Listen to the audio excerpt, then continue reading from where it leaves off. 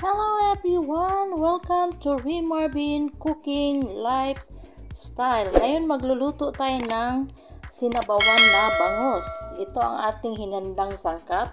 Ito ang budget ulam sa buhay probinsya. Ito ang ating bangus, ating papaya, ang ating takway, ang ating patola, sili at saka ang ating sibuyas or onion. Ayan, dito sa ating kaserola, naglagay tayo ng tubig at nilagyan natin yan ng asin. Pakuluin muna natin yan bago ilagay ang ating sangkap. Masarap kasi pakuluin muna bago ilagay yung ating mga sibuyas kasi nagpapasarap at nagpapa-enchant ng flavor. Ayan, hintayin muna natin kumulo. Ayan, kumulo na ang ating tubig. Lagay natin ang ating onion.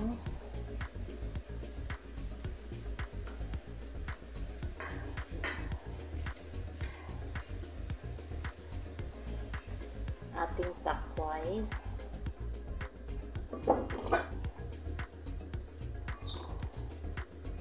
Ayan, then isimmer lang natin ng mga ilang minuto.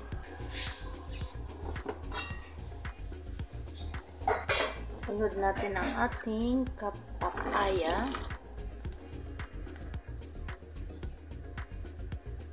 Ating bangus.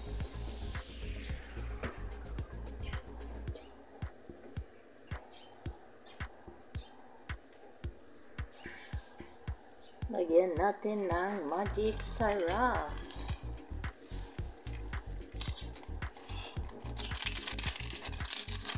Then, hayaan lang natin kumulo. Simmer lang natin.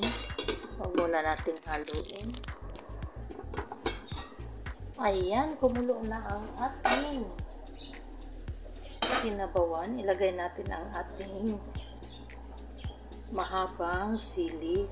Pwedeng green lang or pwedeng red. Ayan, optional lang yan.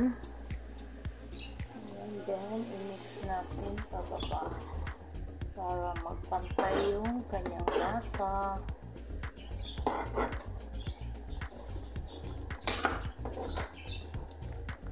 Siyempre, tikman natin ang kanyang asin.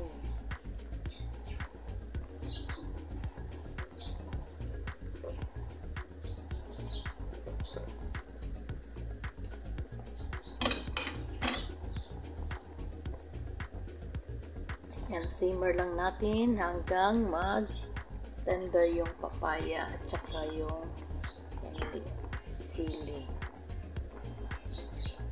Puro fresh ang ating gulay. Ang papaya, ang sili, ang bangus, ang takway. Ang takway, ang roots yan siya ng gabi.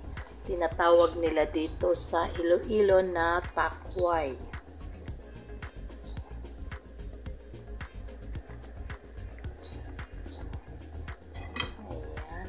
Sa hindi pa po nakasubscribe sa ating channel, just click the subscribe button and notification bell para ma-notify kayo sa ating mga newly uploaded video at mga iba't ibang recipe sa ating hapagkainan. Ayan mga ka-bayan, mga ka-OFW saan mang sulok ng mundo. Ayan, pag dito tayo sa probinsya, puro fresh at saka masarap ang ating niluluto dahil ang gulay is freshly harvested sa ating garden.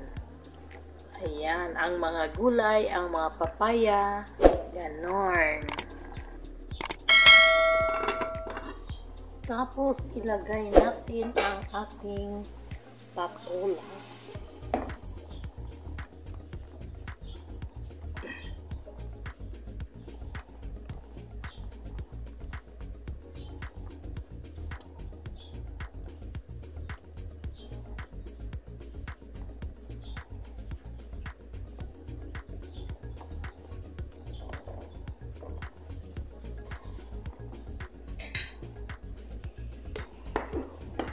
Dahan lang ilagay sa ilalim.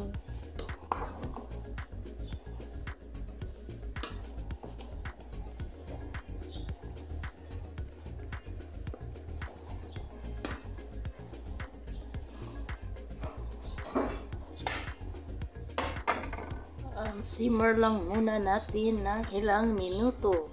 Again, sa hindi pa po nakasubscribe sa ating channel, just click the subscribe button and notification bell para man-notify kayo sa ating mga newly recipe and uploaded video. Kumusta kayo mga kabayan saan mang sulok ng mundo? Ayan, takpan muna natin ng ilang minuto. Ayan, kumukulo na siya. Idagdag natin ang ating saluyot. Ito ang ating saluyot.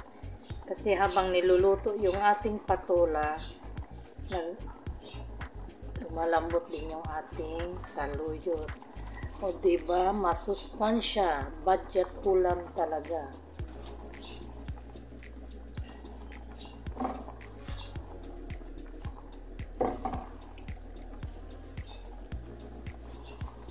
Yan, fresh na fresh ang ating saluyot. Tinatawag sa Ilonggo na tagabang. Sa Arabic is molokia. Ayan.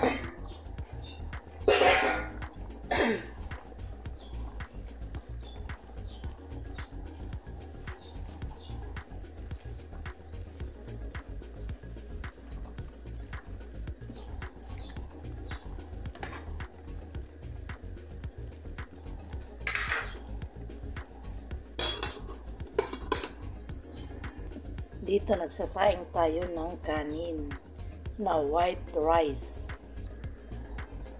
Ayan, sa puntong ito, luto na yan ang ating gulay. Pangit din siya pag nag-overcook dahil fresh na fresh yan. Ang saluyot pag nag-overcook is papait.